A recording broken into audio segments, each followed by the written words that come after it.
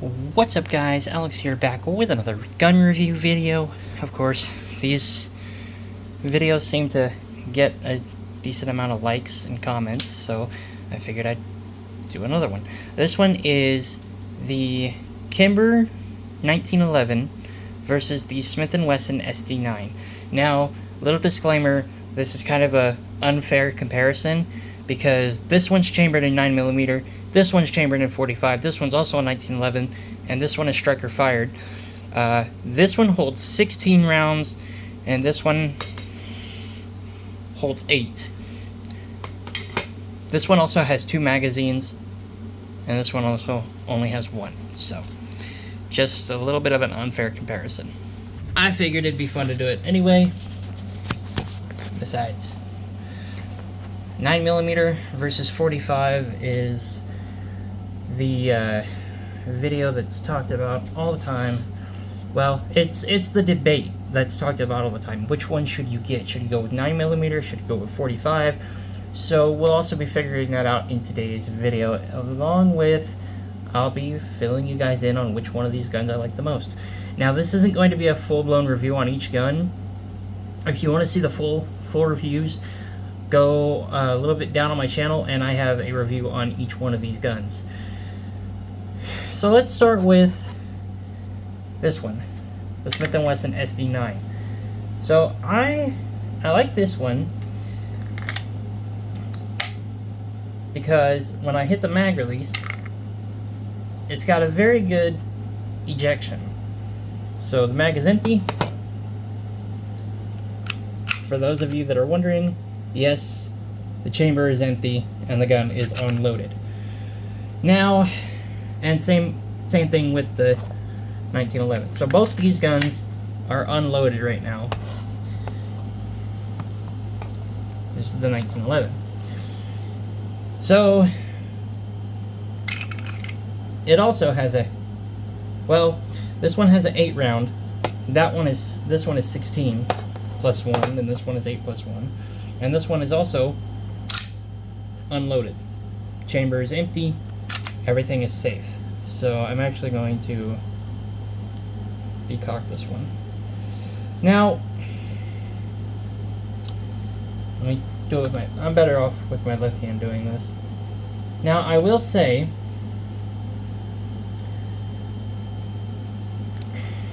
both these guns have their advantages. I do wish this one had a decocker, which is basically you hit the button and it will drop the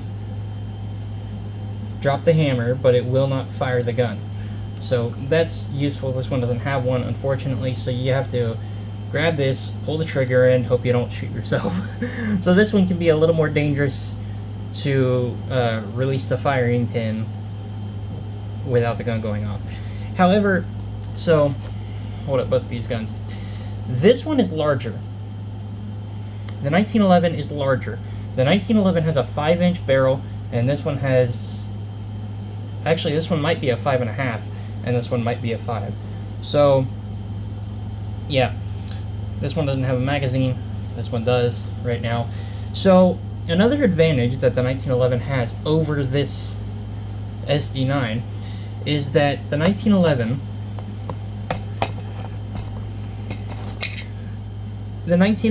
came with 2 magazines, whereas the SD9 didn't. Now, the SD9 does have a bit of a excuse for that.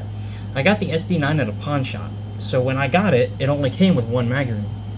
This one I got at Carter's Country, and great people. Carter's Country is, at least in my area, is the best place to buy firearms.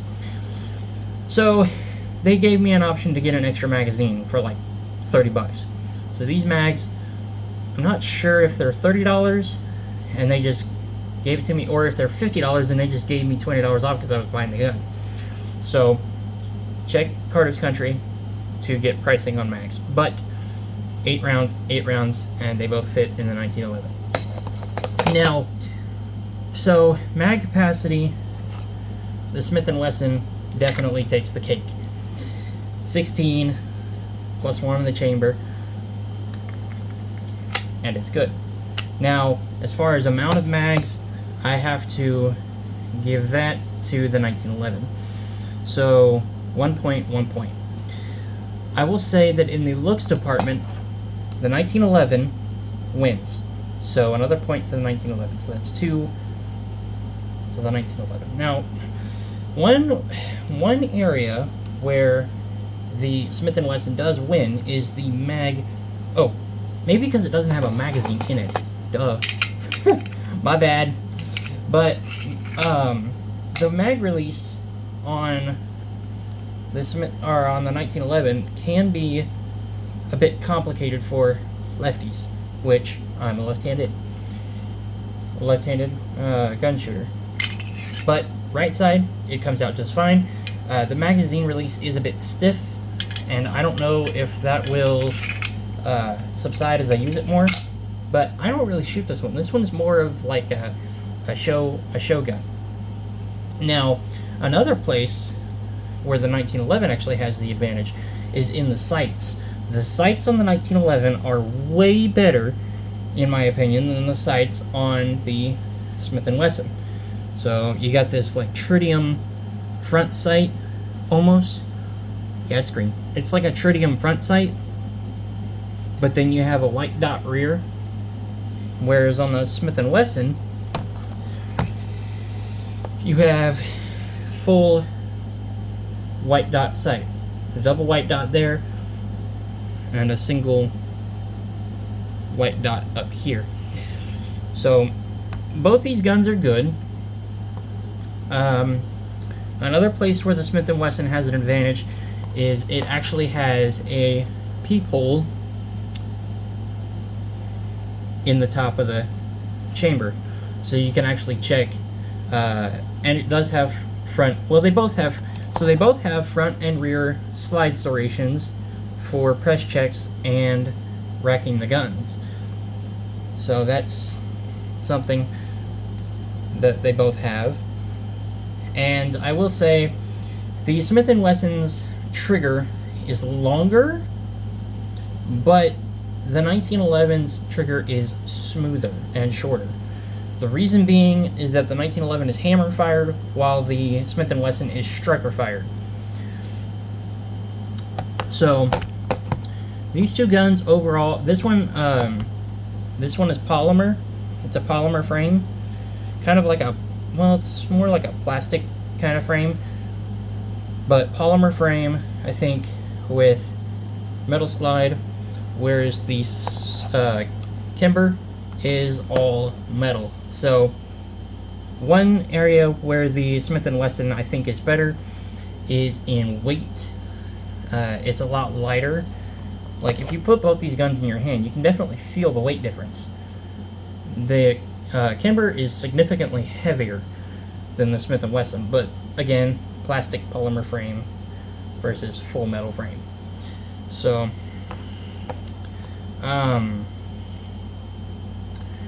another area where the Smith & Wesson has an advantage is in cleaning. These guns, the 1911s, are a pain to take apart. I have not cleaned this one because I have no idea how. I know, it's terrible. I don't know how to clean it, and I bought it, and I need to learn how to clean it so that I can clean it, but it needs to be cleaned. But yeah, so this one has a smoother trigger. This one is a longer and heavier trigger, but this one is still good. So I guess that's it as far as features. So which one do I prefer?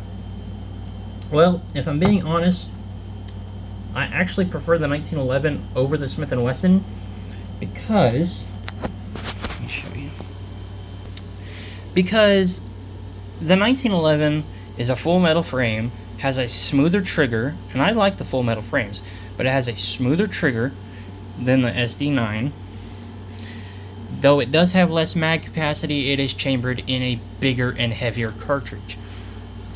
It also, despite being a bigger and heavier cartridge, it also has less recoil, in my opinion, than the SD9, because it is full metal and because it is heavier. So when you get a heavier gun with a heavier caliper, or a bigger caliper, the heavier gun is going to recoil less than this gun, because this gun is lighter, and even though this gun is bigger and fires a bigger round, it weighs more, so the recoil is not quite as bad. Now, as far as noise, of course, this one's going to be way louder. So, as far as like noise goes, the Smith and Wesson definitely wins. The noise on the Smith and Wesson isn't that bad, but of course, the noise on any 9mm is going to make your ears ring if you're not wearing protection. This one will make you go deaf. I'm not kidding. My cousin and I actually shot, well, my cousin did, shot a 45 with no hearing protection, and now his ears ring constantly. And mine do too, because I was like right there, and it was extremely loud. So that was way back whenever, I think that was like 5 years ago.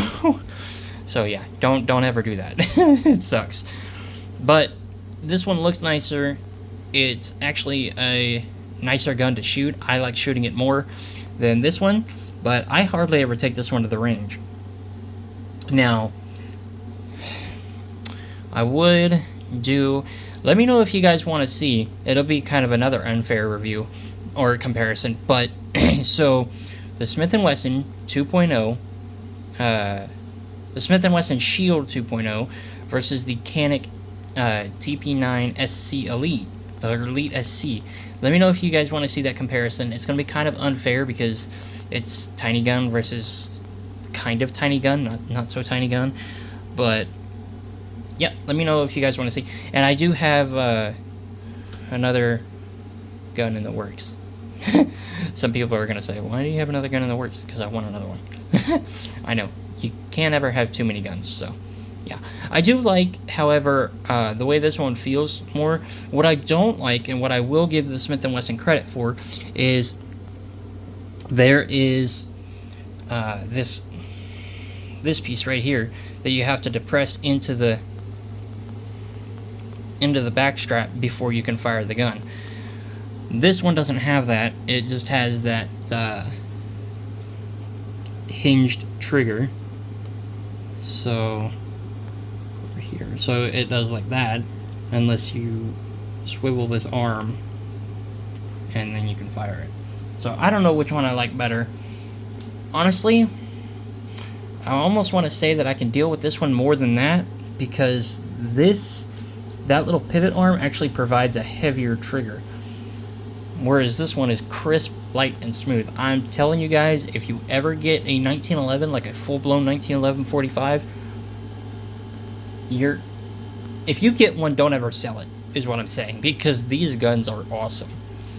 And honestly, I just got this one for the looks. I didn't even get it for how it shoots, because I had no idea. I'd never shot one until this one. But now I'm really glad I got this one, and if you want a smooth 45 shooter, the 1911 is definitely the king of 45s. Meanwhile, the SD9 is not the king of 9s. So, while the SD9 is good in some ways, they're both full-size handguns, that's why I did this comparison. But in my opinion, if I was going to go for a beginner 9mm, yeah, this one is definitely the one to get. But a beginner 45, and honestly for experienced shooters too, go with the 1911. They're a bit more expensive, but they are definitely worth it. So that is all for this review. Let me know what you guys think in the comments, and I will see you guys in the next one. Take care, and let me know if there's any other guns you guys want to see, any other pistols you guys want to see, and I will try to get a hold of them. But let me know in the comments below. Thanks for watching. Bye.